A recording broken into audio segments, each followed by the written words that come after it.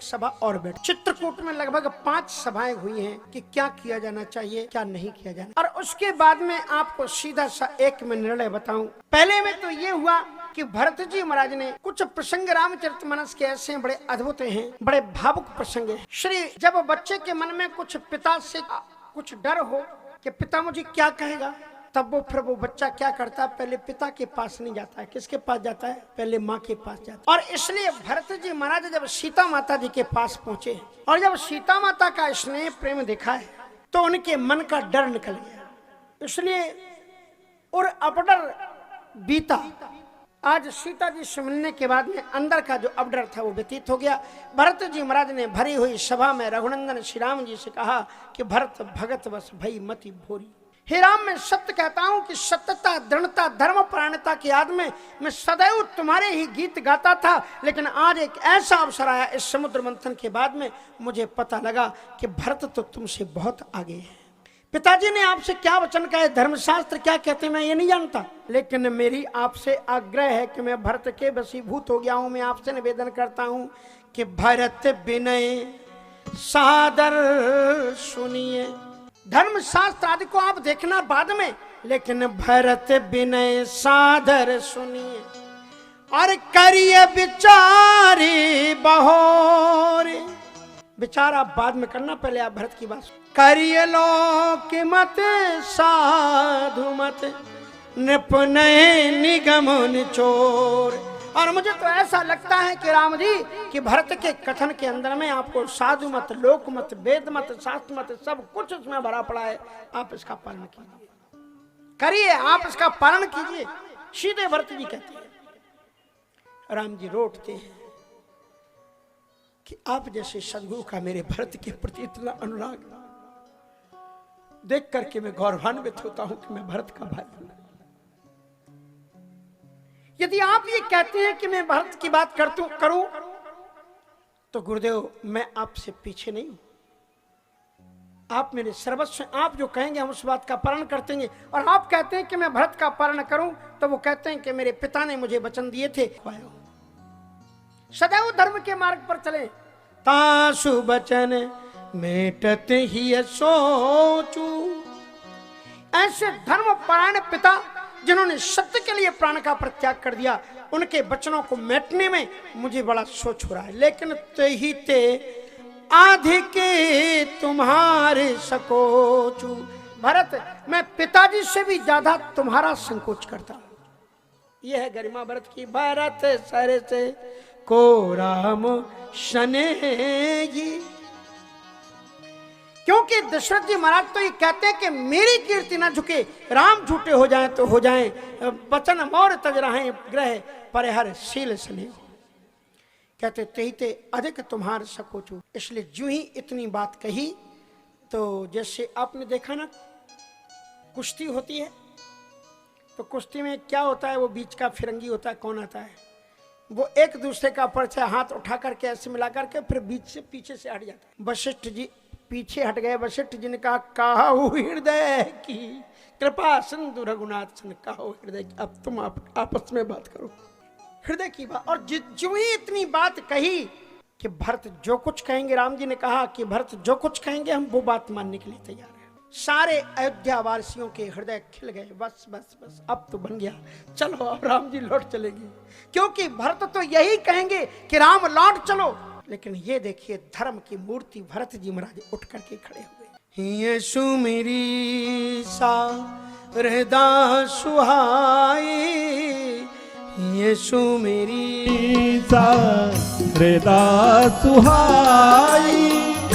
मानस ते मुख पंकज आई, मानस ते मुख पंकज आई।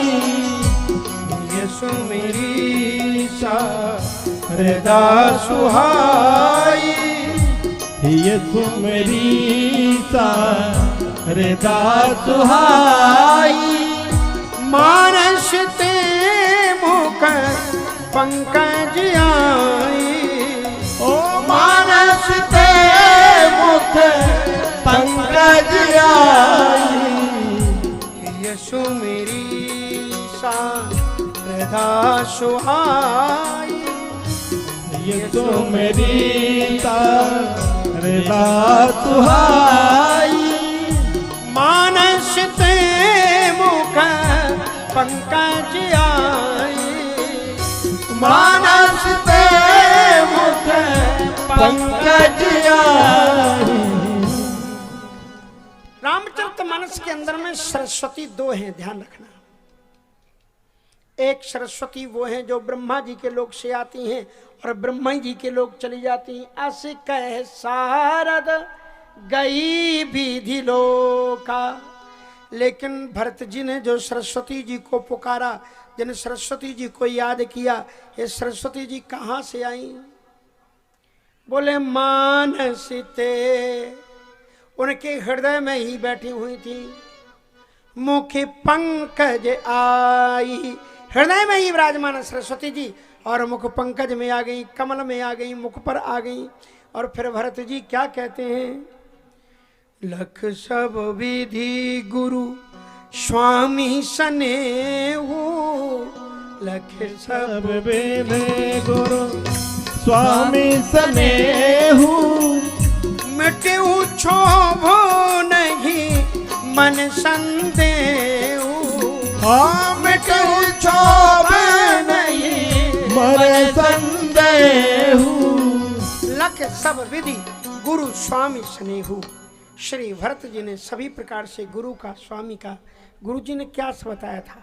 रात्रि को गुरु जी ने भरत को बताया कि भरत राम साक्षात ब्रह्म है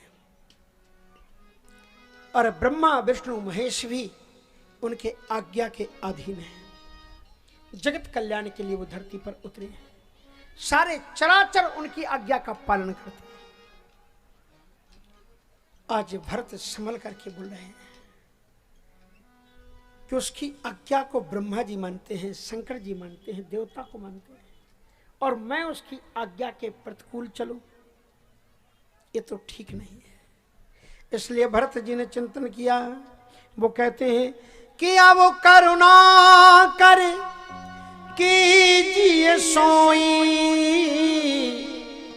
सब कर जनहित प्रभु चित क्षोभ न होई। जिससे संपूर्ण समाज का कल्याण निहित हो और आपके मन में भी क्षोभ ना हो, दुख ना हो कि मुझे भरत ने विवश किया।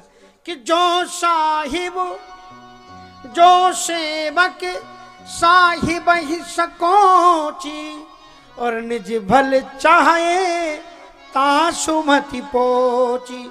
जो सेवक अपने स्वामी को संकोच में डालकर हठपूर्वक अपनी जिद पर अड़ करके अपनी बात को मनवाता है, उससे 100 सेवक लख लाज लजाई।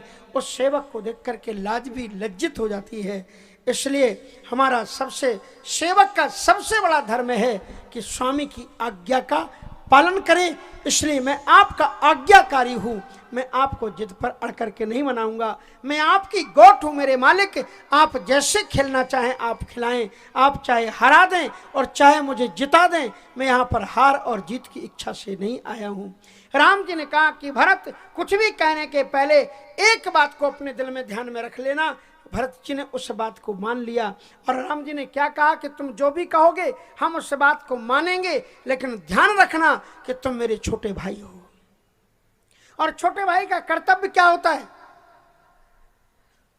कि हो एक उठाए सुबंधु सहाय और उठे हाथ असनियों के धाए। हो एक उठाए सुबंधु सहाय।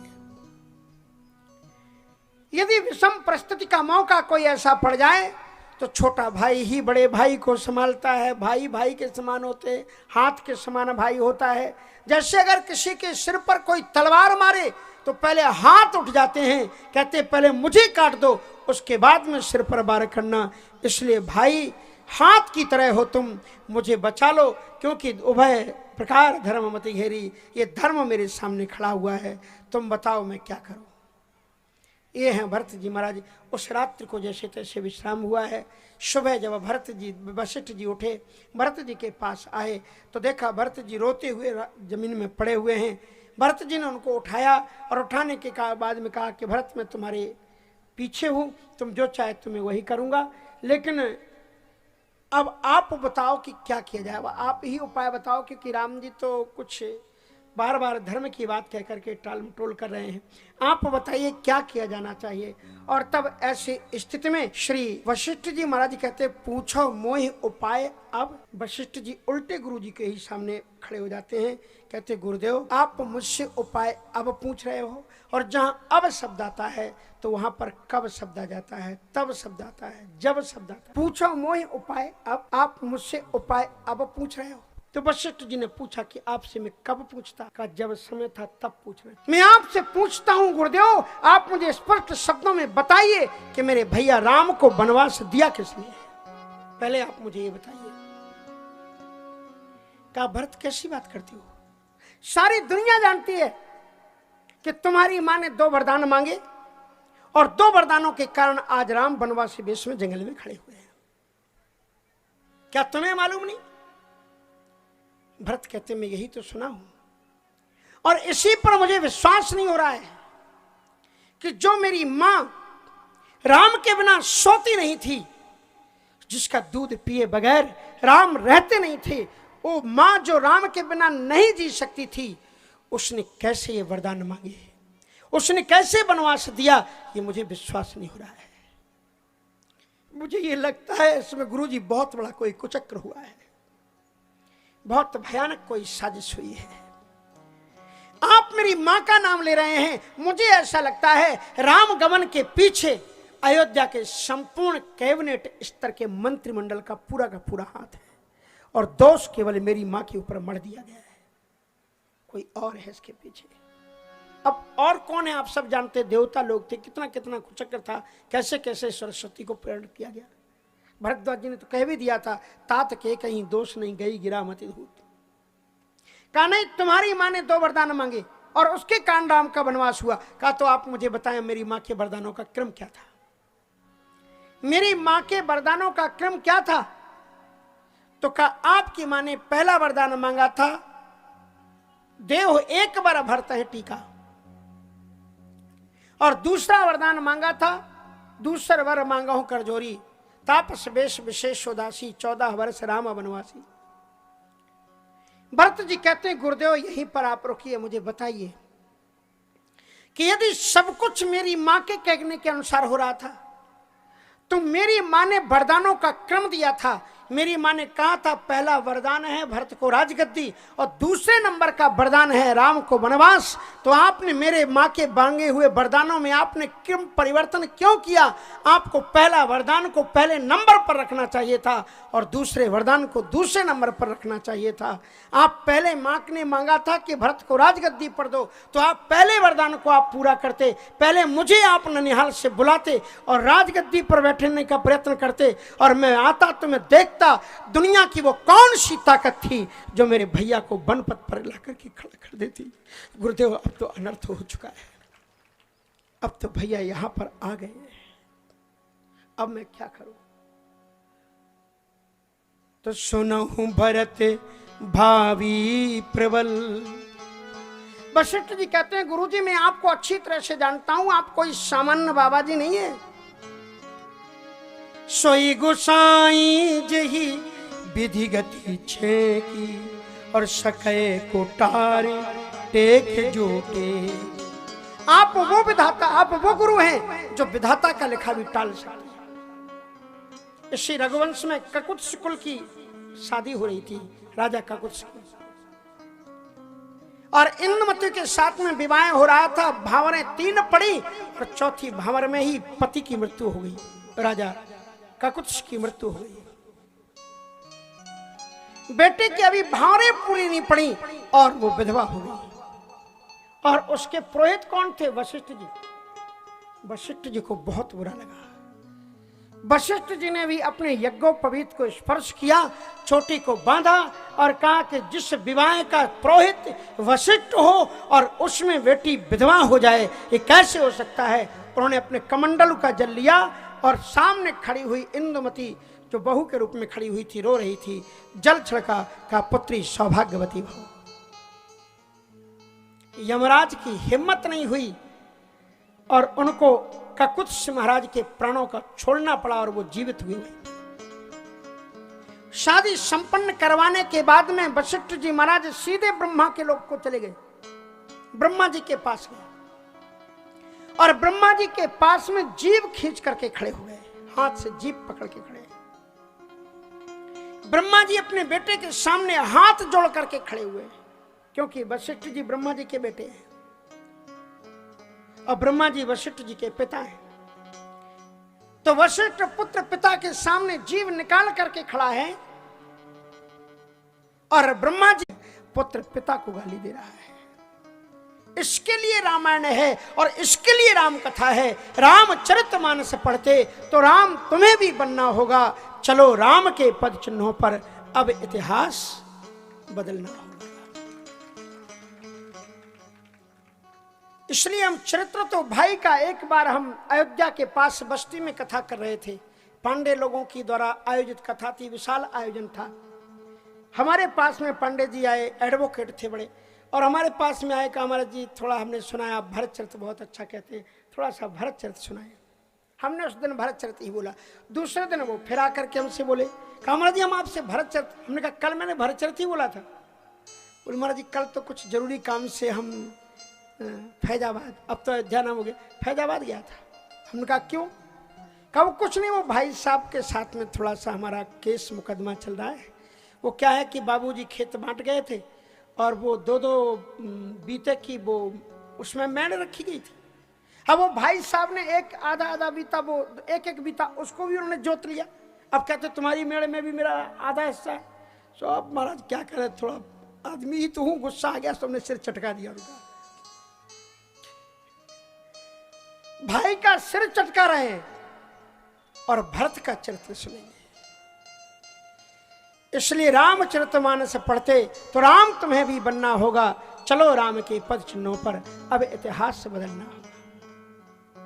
जनक जी महाराज आए हैं, पुनः एक सभा हुई है और भरत जी महाराज ने तो स्पष्ट कह दिया है भैया से कि भैया अब मैं अच्छी तरह से समझ गया हूँ, गुरुदेव ने भी मुझे बता दिया है। और वशिष्ठ जी ने कहा कि भरत एक बात मैं तुम्हें उपाय बताता हूँ। बोले क्या? कि अर्ध तजय मधु सर्वस्व जाता, यदि सर्वस्व ज्यादा हो तो आधा ही बचा लो। तो बोले आधा मैं कैसे बचा सकता हूँ?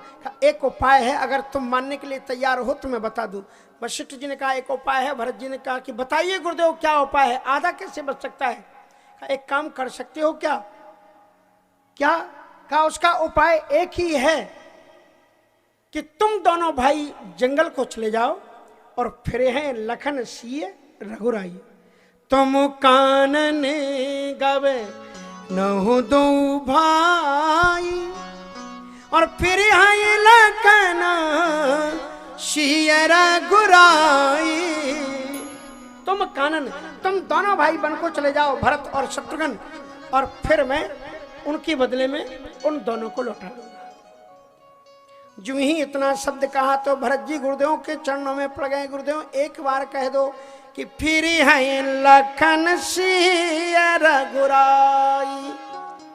आप तो कहते हैं कि मैं 14 वर्ष के लिए वन में चला जाऊं, लेकिन मैं ये कहता हूं यदि मेरे श्री सीताराम जी लौटने के लिए तैयार हो जाएं तो कानन कराऊं, कानन कराऊं जन्म भर बासु, कानन कराऊं जन्म भर बासु, कहते अधिक मोरे सुपासु, यही ते अधिक ना मोरे सुपासु, कानन कराऊं जन्म भर बासु, कानन कराऊं जन्म भर बासु।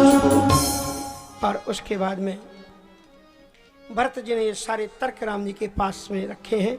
नतर जाहे बन तीनों भाई, फिर हैं लखन सिए रघुराई। पर राम जी ने एक ही बात कही कि भरत धर्म वो बंदूक नहीं है कि दूसरे के कंधे पर रख करके इसको चलाया जाए। इसलिए पिताजी ने जिसको जो आदेश दिया है उसी से पिताजी की जो वो चौपाई है कि रघुकुल रीति सदा चली आई, प्राण जाए बर वचन न जाई। यदि 14 वर्ष के मात्र संयोग से हम पिता की उस कीर्ति को बचा ले जाएं तो हम और भाइयों में क्या हो सकता है। इसलिए अगर तुम मुझे भ्रातृत्व में मानते हो तो फिर आप अपनी जगह पर जाकर के मैं तुम्हें आदेश देता हूँ कि तुम अयोध्या में जाकर के रहो। और श्री भरत जी रोटते हैं, वो कहते हैं कि यदि आप मुझे अपने वियोग में तड़पने के लिए अयोध्या ही भेजना चाहते हैं तो मैं अयोध्या जाने के लिए तैयार हूँ, आपकी गोटी है। लेकिन उन्होंने रोते रोते कहा कि भैया बस एक प्रार्थना है कि मैं अपने आप में कंट्रोल में नहीं हूँ, मेरे प्राण आपके वियोग में ये प्राण कहीं निकल न जाए, इसलिए कोई आधार सो आधार देव मुहि देही अवधि पार पावों जैसे ही।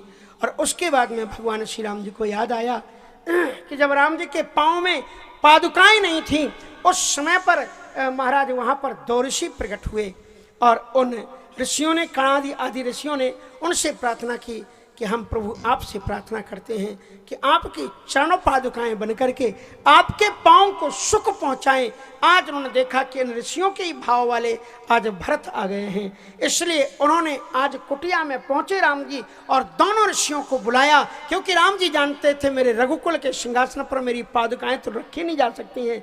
इसलिए उन दोनों ऋषियों से कहा कि आप पादुका बन जाओ, और दोनों के दोनों ऋषि राम जी की सेवार्थ दोनों ऋषि पादुका बन गए और श्री राम जी ने आकर के दोनों पादुकाएं भरत जी को समर्पित की। और इसलिए उसमें लिखा कि राम जी के चरणों से नहीं मिली, प्रभु कर कृपा पावरी दीनी, प्रभु कर कृपा पावरी दीनी, सादर भरत शीश धर लीनी, सादर भरत शीश धर लीनी, चरण पीठ करुणा निधाने के, चरण पीठ करुणा निधाने के, जन जुग जामे के प्रजा प्राणे के, जन जुग जामे के प्रजा प्राणे के, संपुट भारत सने रतन के, संपुट भारत सने रतन